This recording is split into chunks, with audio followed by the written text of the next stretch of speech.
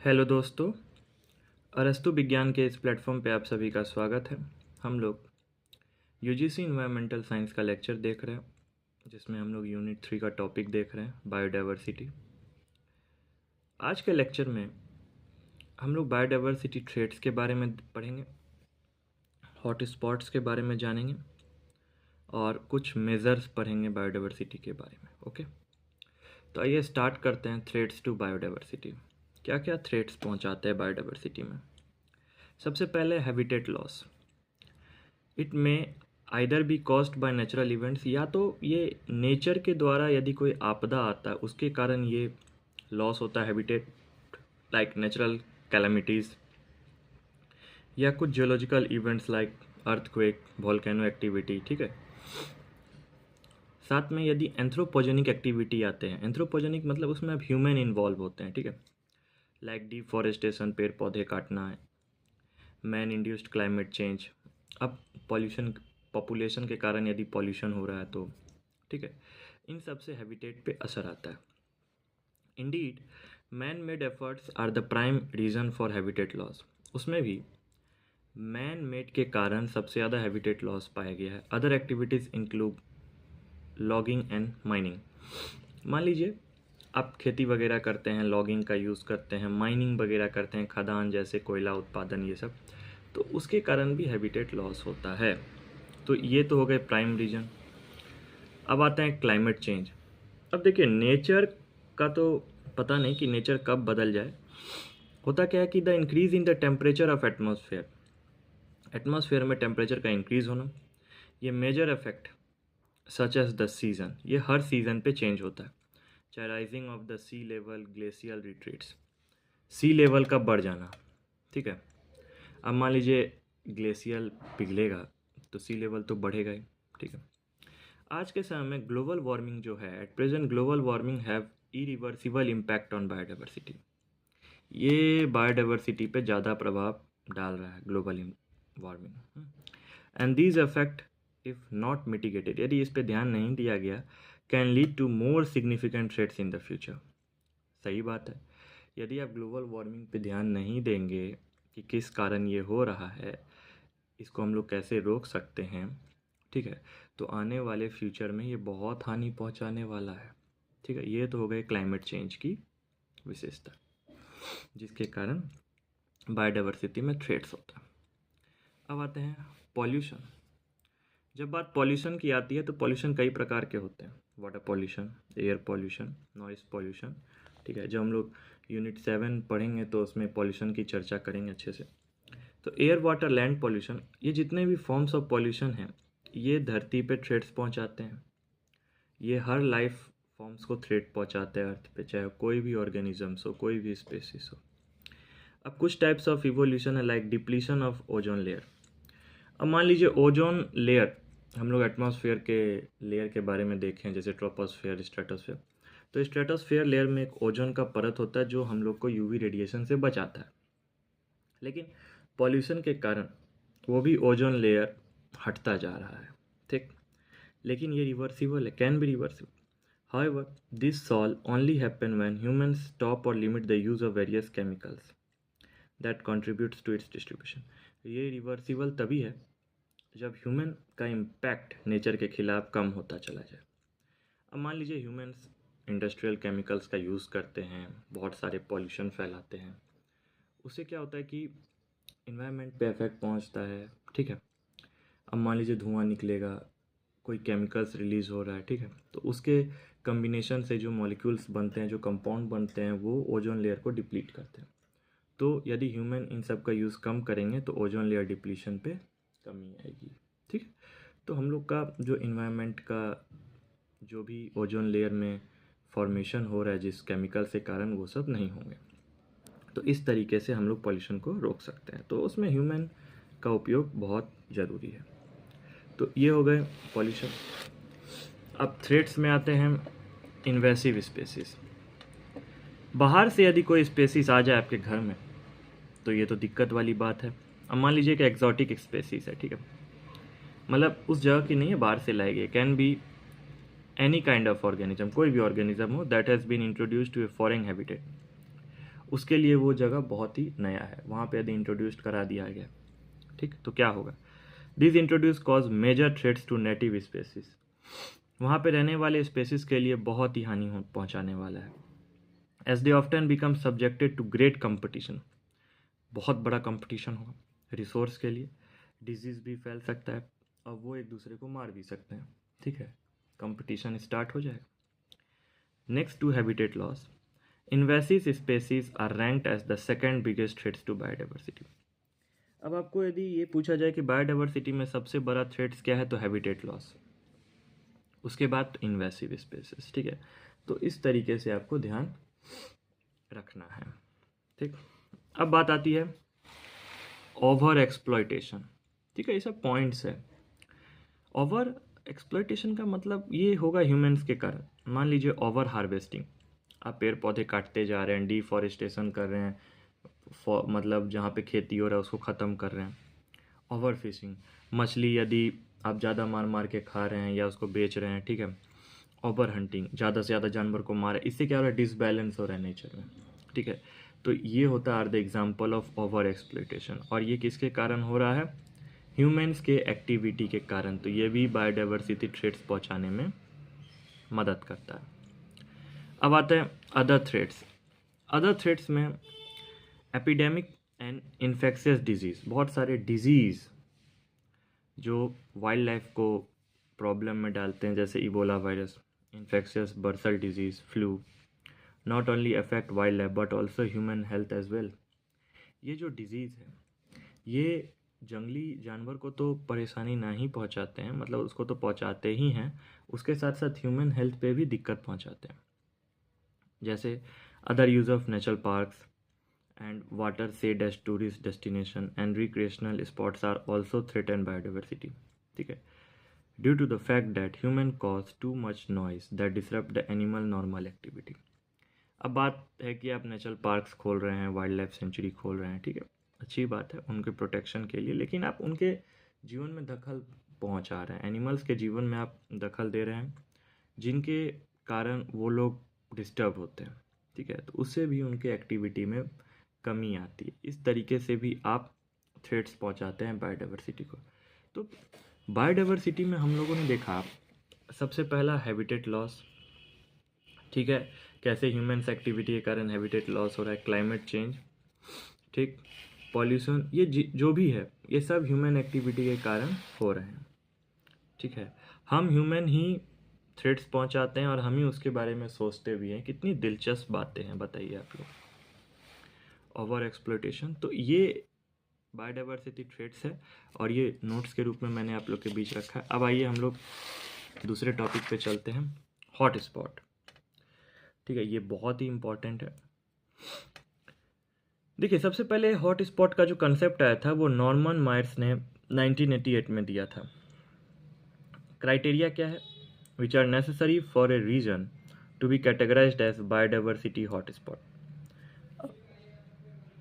पूरे वर्ल्ड में कुछ रीजन होते हैं जिसे हम लोग हॉट स्पॉट कहते हैं, बहुत ही इंपॉर्टेंट रीजन होते हैं, ठीक है। उसके अंतर्गत जो स्पेसीज रहते हैं उसके बारे में हम लोग पढ़ते हैं, मतलब सबको बांट के रखते हैं, ठीक। तो उसको कैटेगराइज्ड किया गया है हॉट स्पॉट को। आइए जानते हैं कैसे। Species endemism, it must contain at least 1500 species of vascular plant, which is more than 0.5% of the world total plant pollution as endemic species, ठीक है। तो एक स्पेसीज है, इसको एंडेमिक कहते हैं, ठीक है, एंडेमिक, जो कि बचे हुए हैं 1500 स्पेसीज ऑफ वैस्कुलर प्लांट, जो कि पूरे धरती का 0.5% है टोटल पर, इसीलिए इसको एंडेमिक माना गया कि कभी भी विलुप्त हो सकता है, ठीक है। Degree to threat, it must have lost at least 70% of its original habitat due to human intervention. अब हो क्या रहा है, मैंने अभी थ्रेट्स देखा पहले, तो ह्यूमन एक्टिविटी के कारण ये जितने भी 0.5% बचे हुए हैं हो सकते हैं ख़त्म हो जाए, जिसमें से 70% और ख़त्म हो चुके हैं, ठीक है। तो उसको बचा के रखने के लिए हम लोगों ने एक हॉट स्पॉट्स तैयार किया है कि यहाँ पे कोई भी ह्यूमन एक्टिविटी नहीं होगा, ठीक। तो अब देखते हैं कि वर्ल्ड में कितने हॉट स्पॉट्स हैं, 36, याद रखना। इंडिया में 4, ठीक है, इंडिया में 4 हॉट स्पॉट्स देखे गए हैं वर्ल्ड में 36। अब हम लोग इंडिया के हॉट स्पॉट्स को धीरे धीरे देखते हैं।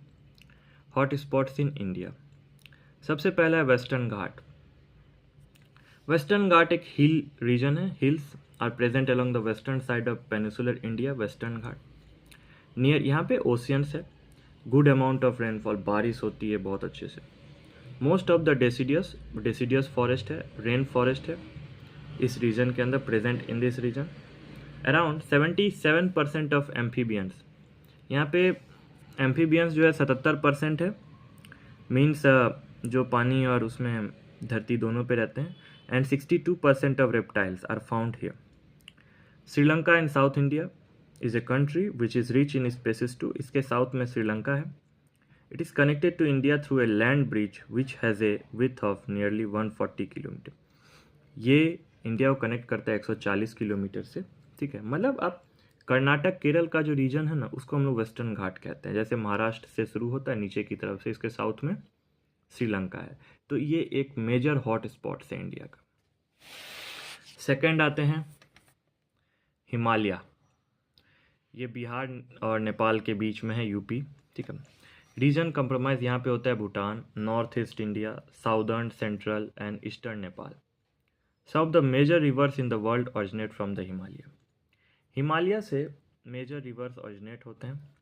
Himalaya comprise of more than 100 mountains beyond 7200 metres. इसके अंतर्गत में 100 से ज़्यादा माउंटेन्स है जो कि 7200 मीटर्स के रेंज में देखे गए हैं, कुछ ज़्यादा कुछ कम। तो ये हो गए हिमालयाज, ये भी एक हॉट स्पॉट्स रीजन है। अब आते हैं तीसरे, इंडो बर्मा रीजन। हम लोग को जानना है कि हम लोग 4 हॉट स्पॉट्स के बारे में पढ़ेंगे, उसमें ये तीसरा है। इसमें आते हैं region consist of numerous countries. इसमें कंट्रीज़ को हम लोग देखते हैं जैसे नॉर्थ ईस्टर्न इंडिया। ठीक है, नॉर्थ ईस्टर्न इंडिया। ठीक है, to the south of Brahmaputra river. Brahmaputra river जो चाइना से रिलीज होते हैं। इसमें आते हैं Myanmar, China, Yunnan province part, Lao People Democratic Republic Vietnam, Cambodia, Thailand. ठीक है, ये इंडो बर्मा रीजन है। It is spread over a distance of 2 million square kilometre. ठीक है, यहाँ पे 2 मिलियन स्क्वायर किलोमीटर के डिस्टेंस में इंडो बर्मा रीजन फैला हुआ है, जिसमें ये सब रीजन पाए जाते हैं। इसमें चाइना, यूनान के भी रीजन आते हैं। अब आते हैं सुंदरलैंड। सुंदरलैंड ये जो रीजन है, ये साउथ ईस्ट एशिया का रीजन है, जिसमें सिंगापुर, इंडोनेशिया, ब्रुनाई, मलेशिया ये सब आते हैं। इंडिया का जो पार्ट है इसमें निकोबार आइलैंड है, represent India. These islands were declared as the terrestrial as well as marine ecosystem. जो निकोबार आइलैंड है उसको टेरेस्ट्रियल मराइन इकोसिस्टम के रीजन में रखा गया है। इसके अंतर्गत मैंग्रोव्स आते हैं, सी ग्रास बेड्स आते हैं, कोरल रीफ्स आते हैं। इसके अंदर जो स्पेसीज पाए जाते हैं जैसे dolphins, whales, turtles, crocodile, prawns तो उत्पादन के लिए भी देखा गया है, ये मार्केट में भी जाते हैं। Comprise the marine diversity. तो सुंदरलैंड में सबसे ज़्यादा मराइन डाइवर्सिटी देखने को मिलते हैं, एज वेल एज टेरेस्ट्रियल भी। तो इस तरीके से हम लोगों ने हॉट स्पॉट्स को भी नोट्स के रूप में देखा। हम लोग को भी जानना है कि कौन सा रीजन कहाँ पे लोकेट है, ज़्यादा डिटेल में नहीं जाना है, एक नोट्स के रूप में हम लोग को समझना है और हर टॉपिक को छोटा छोटा हम लोग को देखना है। ठीक है, जिससे आप ज़्यादा टॉपिक ना पढ़ें लेकिन सब टॉपिक आपका कवर हो जाए। तो एक हो गया सुंदरलैंड, एक हो गया इंडो बर्मा रीजन, एक हो गया द हिमालयाज और एक था वेस्टर्न घाट। आइए हम लोग अब नेक्स्ट टॉपिक की तरफ बढ़ते हैं। ये हमारा आज का लास्ट टॉपिक है, मेजर्स ऑफ डाइवर्सिटी, बायोडाइवर्सिटी। अब इसमें होता क्या है, इसको 2 भाग में हम लोग को देखना है। एक होता है स्पेसिस रिचनेस, एक होता है स्पेसिस इवेननेस। ठीक है, तो स्पेसिस रिचनेस 3 भागों में बटा हुआ है। एक होता है अल्फा डाइवर्सिटी, एक होता है बीटा डाइवर्सिटी, एक होता है गामा डाइवर्सिटी। हम लोग को डिटेल में नहीं जानना है, हम लोग को बस समझना है कि इसका मतलब क्या होता है। ठीक है, तो सबसे पहले हम लोग स्पेसिस रिचनेस को देखते हैं। होता क्या है, स्पेसिस रिचनेस का मतलब नंबर ऑफ डिफरेंट स्पेसिस, मतलब अलग अलग स्पेसिस के जो नंबर हैं वो कम्युनिटी रीजन में पाए जाते हैं। ठीक है, different species found in a community region. अब मान लीजिए एक इंडिविजुअल है सिंगल, बहुत सारे इंडिविजुअल को जोड़ेंगे तो पॉपुलेशन, और बहुत सारे पॉपुलेशन को जोड़ेंगे तो कम्युनिटी। उस कम्युनिटी के अंदर में जो डिफरेंट नंबर ऑफ स्पेसीज है उसी को स्पेसीज रिचनेस कहा गया है। एच विटेकर ने सबसे पहले आइडिया दिया था अल्फ़ा बीटा गामा, ठीक है। उसके आधार पे इन्होंने स्पेसीज डाइवर्सिटी को बांटा था। अब स्पेसीज इवननेस क्या होता है? एक प्रोपोर्शन होता है of species at a given site. अब मान लीजिए आपको स्पेसीज रिचनेस और species evenness match the column में दे दे या कोई ऑब्जेक्टिव में दे दे, तो आप इसके डेफिनेशन से पकड़ पाएंगे। ये क्या है? कोई भी गिवन साइट पे कितने प्रोपोर्शन में स्पेसीज पाए जाते हैं। अब मान लीजिए 3/4 के प्रोपोर्शन में लायन टाइगर पाए जाते हैं, मान लीजिए 3:4 के प्रोपोर्शन में, तो प्रोपोर्शनेस बताते हैं। Species evenness is measured with the help of diversity index. ये भी आपका ऑब्जेक्टिव बन सकता है। किसके आधार पे मेजर किया जाता है? डाइवर्सिटी इंडेक्स के आधार पे। Species evenness shows relative abundance of species in a region. मतलब इतने एबंडेंस स्पेसीज हैं एक रीजन के अंदर में, वो स्पेसीज इवननेस आपको शो करते हैं।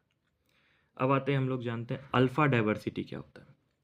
अल्फा डाइवर्सिटी को यहाँ पे देख रहे हैं, अल्फा से डिनोट किया, ये एक लोकल डाइवर्सिटी है।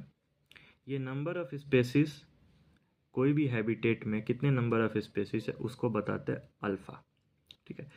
मान लीजिए ये एक 100 स्क्वायर किलोमीटर का रीजन है, वहाँ पे कितने नंबर ऑफ स्पेसीज है, तो alpha diversity. Turnover diversity express difference in species from one habitat to another.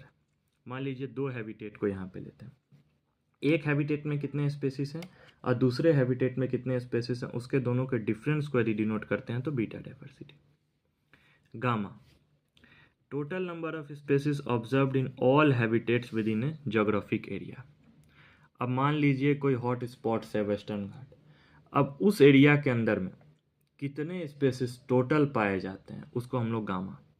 यहाँ पे हैं कि नंबर ऑफ स्पेसीज एक हैबिटेट के अंदर, यहाँ पे है बीटा में कि दोनों हैबिटेट को जोड़ के देखा गया कितना स्पेसीज पाए जाते हैं, और यहाँ पे टोटल जोग्राफिक एरिया में कितने स्पेसीज पाए जाते हैं उसको हम लोग गामा डाइवर्सिटी कहते हैं, ठीक है। तो ये हो गए आपके मेजर्स ऑफ हैबिटेट्स के बायोडाइवर्सिटी के पॉइंट।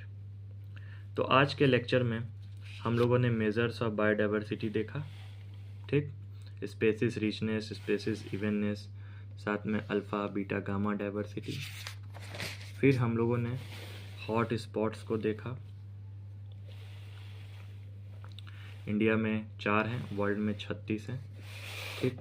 अब आते हैं Himalaya region, Indo Burma region, Sundaland, और साथ ही हम लोगों ने थ्रेट्स टू बायोडाइवर्सिटी को डिटेल में देखा। ये जो नोट्स मैं आप लोग के बीच लेके आया हूँ, ये यूजीसी नेट में तो आपको हेल्पफुल देगा ही, साथ ही यदि आप किसी एकेडमिक एग्ज़ाम की तैयारी कर रहे हैं वहाँ पे भी एग्ज़ाम के पॉइंट ऑफ व्यू से बहुत ही इम्पॉर्टेंट है। और सेट एग्ज़ाम की यदि आप तैयारी कर रहे हैं किसी स्टेट लेवल पे, ये वहाँ पे भी आपके लिए बहुत ही हेल्पफुल होने वाला है। और आप अपने दोस्तों को इस लेक्चर को शेयर करें और लाइक ज़रूर करें, इससे हमको मोटिवेशन मिलता है। और मुझे कमेंट में बताएं आपको ये लेक्चर कैसा लगा। और टेलीग्राम चैनल भी है हमारा रस्तु विज्ञान के नाम से, उसमें मैंने यूनिट 1 और यूनिट 8 का पूरा नोट्स डाल रखा है, आप उसे भी ज्वाइन कर सकते हैं और आप टॉपिक को डाउनलोड कर सकते हैं। ओके, हम लोग नेक्स्ट लेक्चर में बायोडाइवर्सिटी कंजर्वेशन को डिटेल में देखेंगे, तो हम लोग मिलते हैं नेक्स्ट लेक्चर में। Thank you.